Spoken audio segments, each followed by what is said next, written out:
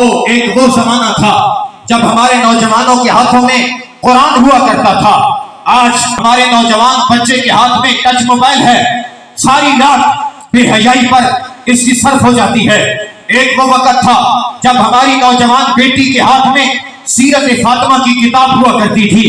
آج ہماری نوجوان بیٹی ہے, بہن ہے, بہو ہے, بیوی ہے, اس کے ہاتھوں کے اندر رومانٹک ناول ہوتے ہیں, اخبار جہان ہوتی ہے. ایک وہ وقت تھا جب الماریوں میں سامنے قرآن پڑھا ہوا کرتے تھے. آج قرآن پوچھنا پڑتا ہے, بتاؤ تو صحیح اہل خانہ, قرآن کس الماری میں چھپا کے رکھا ہے؟ قرآن پوچھا جا رہا ہے, لیکن ٹی وی اور اسکرین سامنے لگا کے اس کو سامنے لوگوں کو دکھایا جا رہا ہے, بتایا جا رہا ہے یہ ہمارا روم یہ ٹی وی دیکھنے کے لیے ہے, فلمیں ڈرامے یہاں دکھائے جاتے ہیں. میرے بھائی, قرآن سامنے رکھنا تھا, تو نے کیا کیا؟ ٹی وی کو سامنے لگا دیا, قرآن کو الماری میں چھپا دیا.